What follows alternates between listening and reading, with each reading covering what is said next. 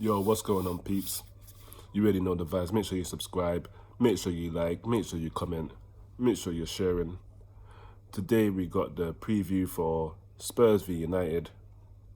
And as you know, last time out, earlier in the season, we got a 6-1 win, which we definitely weren't expecting, and a lot of people were not expecting either. And that's when we was on fire. This is before the doppelgangers turned up, minus Kane, and the rest of the team got kidnapped, tied in the basement, being held for ransom, because there's no way the same players that was playing back then are playing right now. One point we had the best defence in the league. That's definitely gone. We've dropped the most points from winning positions out of everyone in the league. So it is what it is. And we've gone 6 games where we've been up at half-time and gone on not to win the game. So it just sums up this second part of the season we're having. The season needs to just hurry up and we go again, because with a new manager as well, because this football we're watching is ridiculous. We don't deserve to watch this as fans. It's boring, slow, it's just not entertaining. There's a way to lose a game, because you can't win all games, let's be real. We know we can't win every single game, but there's a way to lose. And the way them men are doing it, that's not it. You don't go out there, go all up and just sit back and lay on your back and wait for your tummy to get tickled and just curl up and play dead like possums. I don't know what they're doing. But that is not how you play a game. And that's not what I've been seeing for the last few years. Even on the pitch, play much better football. Sometimes we get punished because we were too attacking. But we were going for their necks. We don't do that no more. We just tease. We go in the lead and we just, you know, when the lion plays with his cubs and he's just teasing little mouth around the neck to let you know, like, you know, you could be got, but we playing. Things like that, and that's what we're doing right now. And for me, it's not acceptable. This United team can be got at. They're not great. They've got a good attacking lineup. That's it. Defensively, they can be got at. Lindelof and Maguire for me are the weak links. Luke Shaw is their best player. He's been performing, hence why he's back in the England squad. And Wan-Bissaka, not great, but he's got good recovery speed, which spells him out a lot. He just uses his pace to get back and put in tackles. But the centre backs, once you go past them, that's it. If Son goes up on them and gets through, that's it. They're not going to catch him. Even Harry Kane, they're not going to catch him either. Lamela, Lucas, they're not going to catch them. So we have to use that to advantage and just attack them and put Harry Kane on them to get knock-ons and whatever else. Because for me, that would probably be the only way we're going to get something at this game, if the real players turn up and not the doppelgangers. So again, we're at home. So hopefully these men will have some pride about themselves and say, you know what, we're at home. The fans are not here, but this is our home. We're not going to let someone come in our house and just, while we're in the house, walk in, go in our fridge.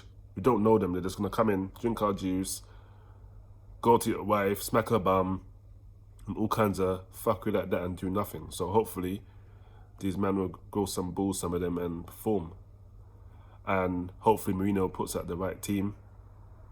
At the time of this video, I'm not sure if there's anyone missing still, but for me, I will go with pretty much the same team, with just dropping Sanchez and putting Alderweireld in there and taking out the Celso and putting the Melo in there. Simple as that. If you want to go with Vinicius, cool, but for me, it has to be Son. So Son will come in for Vinicius, the Melo will come in for the Celso, and Alderweireld will come in for Sanchez. But I will do my 11 afterwards.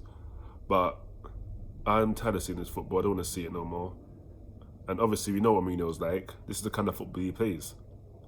But he don't have the personnel to play this kind of football. So why he's persisting on doing it is beyond me. He needs to go back to the drawing board, figure out these lot strengths and play to them. And not your tactics that you can't implement because it's obviously not working. And stop being so stubborn and try something new. Against Everton is probably some of the best football I've seen us play all season. even though we got knocked out in the FA Cup. That's some of the best football I've seen us play for the whole season. Going at it, playing good football, quick, decisive. Now, when you lose like that, obviously it's going to hurt to lose, especially in the FA Cup. But at least you can say, you know what, the players put it all on the pitch, went to extra time, they gave it their all. It just weren't enough. But they left everything out there. And that's all you ask for. That's all we ask for as fans. You don't ask for nothing else. We're not saying, oh, yeah, you must give us your money. Or you got to do this, you got to do that. Just put everything in it and leave it all on the pitch. That's it. I think that's not really a lot, and it should be standard. But obviously not. It's not really asking a lot, but there should really be docked wages for the performances I've seen them put in. Definitely, there should be docked wages. They should not be getting a full wage playing like that. But I digress. So, for me, this is probably make or break.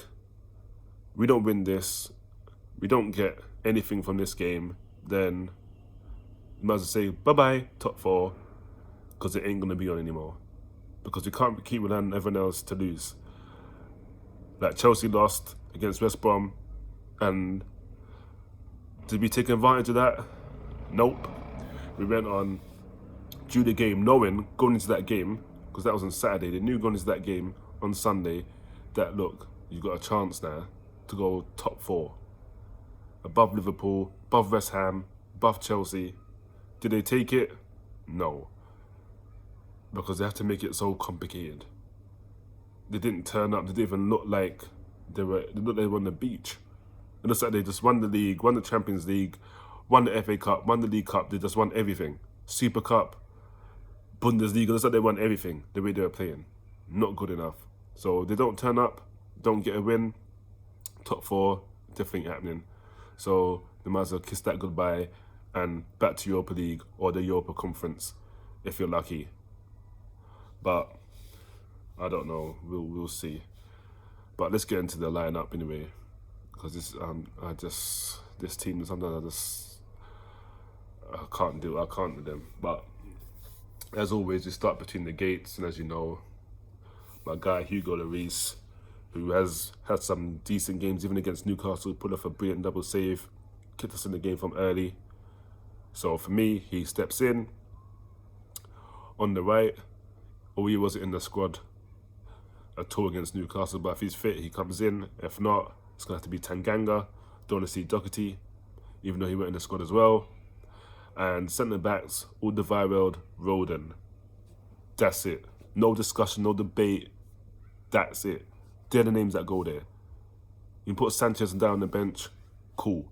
But for me, straight in the team. Don't even knock my door if you're Dyer or Sanchez and say, oh, Gaffer, is it possible to get a game? No. Bye. And shut the door. And on the left, Reguilon.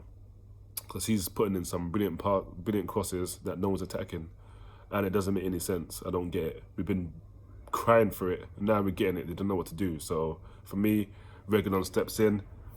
Ahead of them, Højbjerg, no-brainer. Most tackles in the league. He's just bossing the midfield most time. He comes in, and Ndombele, strong, quick, loves to go forward. Quick transitions. That's what we want. That's what we need. And he tries to do the complicated pass, which isn't the most predictable one, which I love. So for me, he comes in as well. Ahead of them, it's going to be, for me, Lucas.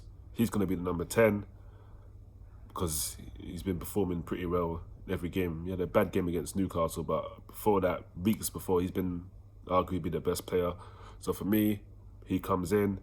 Lamela goes on the right. Soyabel, no room for you in the squad, my G.